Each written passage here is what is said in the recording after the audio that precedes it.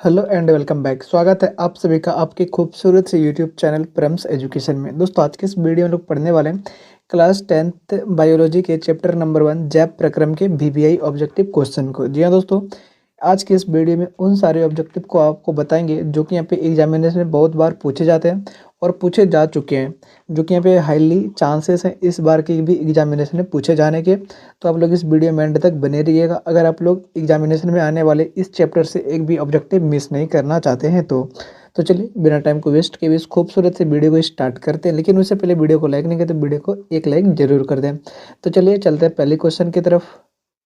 पहला क्वेश्चन है हमारा, विभिन्न प्रकार के उत्तकों के मिलने से क्या बनता है। तो इसके ऑप्शंस हैं, टूट फूट होती है, या गुणों का निर्माण होता है, या अंगों का निर्माण होता है, या ग्लूकोज बनता है। तो यहाँ पे विभिन्न प्रकार के उत्तकों के मिलने से अंगों का निर्माण होता है। हमारा दूसरा क्वेश्चन है कि गाढ़ा व क्षारीय द्रव पित्त का रंग क्या होता है। तो इसके ऑप्शंस है लाल, हरा, पीला, काला। तो फिर गाढ़ा एवं क्षारीय द्रव पित्त का रंग होता है हरा।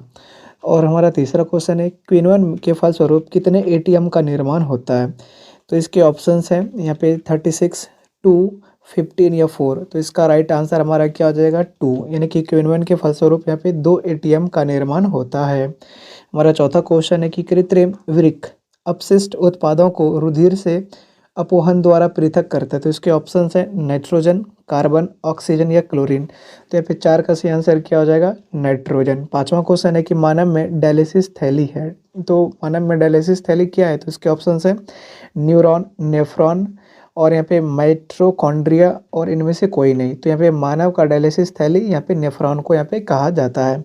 छठा क्वेश्चन है कि भोजन का पाचन किस प्रकार की अभिक्रिया है। तो भोजन का पाचन किस प्रकार की अभिक्रिया है। तो इसके ऑप्शंस है उपचयन, संयोजन, अपचयन या इनमें से कोई नहीं। तो यहाँ पे 6 का सही आंसर क्या हो जाएगा भोजन का पाचन यहाँ पे उपचयन अभिक्रिया है। हमारा सातवां क्वेश्चन है कि निम्नलिखित में कौन सा एक उभयलिंगी जंतु है। तो इसके ऑप्शंस है केचुआ, मछली, शेर या बकरा। तो यहाँ पे 7 का सही आंसर क्या हो जाएगा केचुआ। केचुआ एक उभयलिंगी जंतु है। हमारा आठवां क्वेश्चन है कि प्राकृतिक में ऑक्सीजन का संतुलन कैसे बनता है। तो इसके ऑप्शंस हैं संयोजन क्रिया के द्वारा, प्रकाश संश्लेषण के द्वारा, अपघटन के द्वारा, इनमें से कोई नहीं। तो प्राकृतिक में ऑक्सीजन की संतुलन यहाँ पे प्रकाश संश्लेषण के द्वारा यहाँ पे बना रहता है। हमारा 9वां क्वेश्चन है कि अवावयी श्वसन कोशिका में कितने भाग होते हैं, किस भाग में से होता है। यहाँ पे कितने भाग नहीं, यहाँ पे अवावयी श्वसन कोशिका में कि किस भाग में भाग होता है। तो इसके ऑप्शंस है माइटोकॉन्ड्रिया,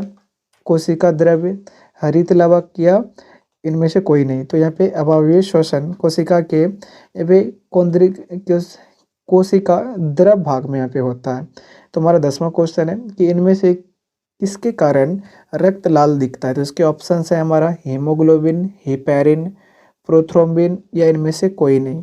तो इसके आंसर क्या हो जाएंगे हीमोग्लोबिन, यानी कि यहाँ पे जो हमारा रक्त है हीमोग्लोबिन के कारण लाल दिखाई देता है। हमारा 11वां क्वेश्चन है कि बहुत जल्द चलने या दौड़ने से हमारी मांसपेशी में क्रैम्प या तकलीफ क्यों होती है। तो इसके ऑप्शंस हैं इथेनॉल के संचयन से, CO2 के संचयन से, या ऊर्जा की कमी से, या अधिक मात्रा में लैक्टिक अम्ल के संचयन से। तो यहाँ पे बहुत ज़्यादा चलने या दौड़ने से हमारी मांसपेशियों में क्रैम्प या तकलीफ जो होती है वो अधिक मात्रा में लैक्टिक अम्ल के जमा होने से होती है। हमारा 12वां क्वेश्चन है कि इनमें से किसकी दीवार सबसे मोटी होती है। तो इसके ऑप्शंस हैं बायां अलिंद, दायां अलिंद, बायां निलय या इनमें से कोई नहीं। तो यहाँ पे बायां निलय का जो दीवार है वो सबसे मोटी होती है। तो इसका आंसर क्या हो जाएगा बायां निलय। हमारा 13वां क्वेश्चन है कि रक्त प्लाज्मा में किसकी निम्नलिखित में किसकी मात्रा सबसे अधिक होती है। तो इसके ऑप्शंस हैं जल, अकार्बनिक लवण की, ग्लूकोज एवं वसा की या प्रोटीन की। तो रक्त प्लाज्मा में जल की मात्रा सबसे अधिक होती है, जो यहाँ पे ऑप्शंस में यहाँ पे दिया गया है। हमारा 14वां क्वेश्चन है कि ऊर्जा की मुद्रा किसे कहते हैं। तो इसके ऑप्शंस हैं ATP, ACP, ADP या ATT। तो इसका आंसर हो जाएगा ATP। हमारा 15वां क्वेश्चन है कि इनमें से कौन मनुष्य की छोटी आंत का भाग्य नहीं है। तो इसके ऑप्शंस हैं डिओडियम, कोलन, जेजुनम या इनामिल। तो यहाँ पे जो कोलन है वो मनुष्य की छोटी आंत का भाग यहाँ पे नहीं है। तो इसका आंसर हो जाएगा कोलन। हमारा 16वां क्वेश्चन है कि इनमें से कौन अवशेषी अंग है। तो इसके ऑप्शंस हैं उपरिनामी कोनल, अधोगामी कोलम और यहाँ पे अपेंडिक्स या इनमें से कोई नहीं। तो यहाँ पे जो हमारा अपेंडिक्स है वो सबसे अवशेषी अंग है। हमारा 17वां क्वेश्चन है कि मनुष्य में पाचन की क्रिया प्रारंभ होती है। तो मनुष्य में जो भोजन पचने की क्रिया कहाँ से प्रारंभ हो जाती है, तो इसके ऑप्शन है मुख गुहा से, ग्रास नली से, आमाशय से, या इनमें से कोई नहीं। तो मनुष्य में पाचन की क्रिया का प्रारंभ हमारा मुख से ही हो जाता है जब हम इसको चबाना स्टार्ट करते हैं। हमारा 18वां क्वेश्चन है यहाँ पे कि इनमें से कौन आमाशय ग्रंथि या जठर ग्रंथि का भाग नहीं है। तो इसके ऑप्शंस हैं म्यूकस कोशिकाएं, जैमोजिन कोशिकाएं, मूल्य पित्तवाहिनी, अम्लजन कोशिकाएं। तो हमारा 18वां का यहाँ पे सी आंसर हो जाएगा मूल्य पित्तवाहिनी, यानी कि हमारा जो मूल्य पित्तवाहिनी है आमाशय ग्रंथि या जठर रंध्र का भाग यहाँ पे नहीं है। 19वां क्वेश्चन है कि इनमें से किस रचना के कारण मुख गुहा में भोजन श्वास नली में नहीं जाता है। तो इसके ऑप्शंस हैं कंठ द्वार के कारण, या एपिग्लोटिक्स के कारण, ग्रसनी के कारण, या ग्रास नली के कारण। तो इसका आंसर हो जाएगा एपिग्लोटिस के कारण। हमारा एपिग्लोटिस के कारण ही जो हमारा खाना है वो मुख गुहा से यहाँ पे श्वास नली में नहीं जाता है।